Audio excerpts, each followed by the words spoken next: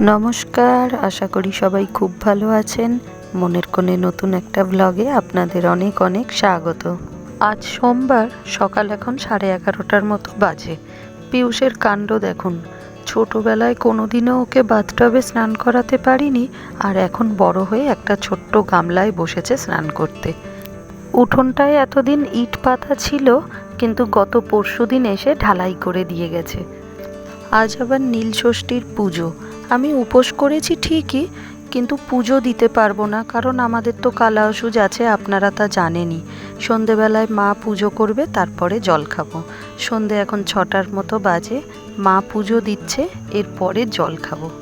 এখন একটু শরবত মিষ্টি জল খেয়ে তারপরে আমরা বেরাবো, যাব সেই বাটায়। পিয়ুষের স্কুল তো বাটায়, তাই ওদের ইউনিফর্ম বাটা থেকেই কিনতে হয়। আজ সেই ইউনিফর্মটাই কিনতে যাব। অমনি একটু টুক করে মাসির বাড়িতে দেখা করে আসব। মা কত সুন্দর করে আম দিয়ে পুজো দিয়েছে দেখুন। এই যে রেডি হয়ে নিয়েছি, যাব এবার মাসির বাড়িতে যাব। আর মাসির জন্য কি নিয়ে যাচ্ছি আপনাদের একবার দেখাই।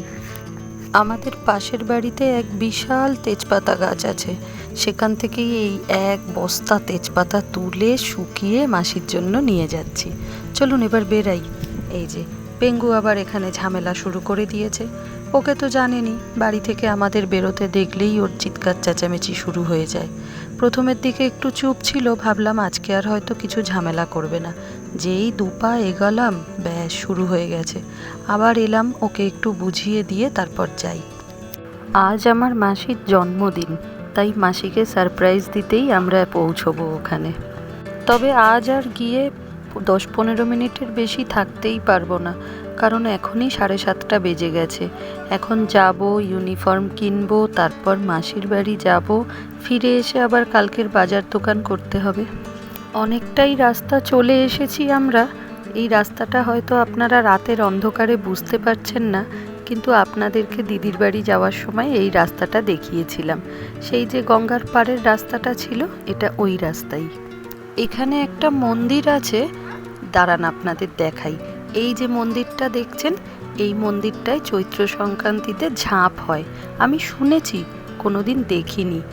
ওই যে দূরে গঙ্গাটা দেখা যাচ্ছে, বুঝতে পারছেন? মাসিকে আজকে সকাল থেকে একবারও উইশ করিনি, আমরা কেউই করিনি। একদম মাসির বাড়িতে গিয়ে মাসিকে সারপ্রাইজ দেবো। চলে এসেছি আমরা বাটানগর নিউ মার্কেটে। এখান থেকেই ছেলের ইউনিফর্মটা কিনবো। কত ভিড় হয়েছে দেখছেন?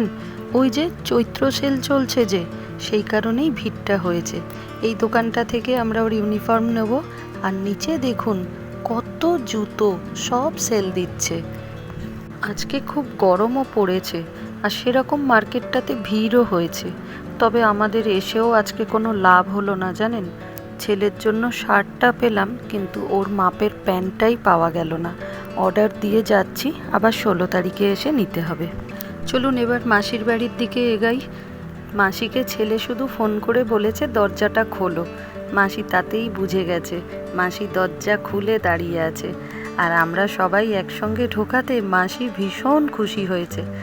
মাসিকে সারপ্রাইজ দিতে এসে আমরা তো নিজেরাই সারপ্রাইজড হয়ে গেলাম, কারণ আমার দিদি দেখছি এসেছে।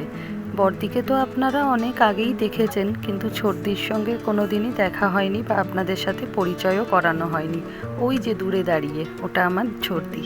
এত কম সময়ের জন্য এসেছি, তাই ওদের সাথে গল্প করতে করতে আর কোনো ভিডিওই করা হয়নি। মাসির বাগানটাতে এসে দেখলাম রাতের অন্ধকারে কিছুই বোঝা যাচ্ছে না। তবে আর বসলে চলবে না, চলুন এবার বেরাই আস্তে আস্তে। এখনই 9:30 মতো বেজে গেছে। আমরাও চলে যাব, আবার দিদিও চলে যাবে। দুজনে একসঙ্গেই বেরালাম। ও যাবে ওর রাস্তায়, আমরা যাব আমাদের রাস্তায়। অনেক দিন পর দিদির সাথেও দেখা হলো। ছোটদির সঙ্গে খুব একটা দেখা হয় না জানেন। ধরেছি এবার বাড়ির রাস্তা। চলুন ভিডিওটা তাহলে আজ এখানেই শেষ করি।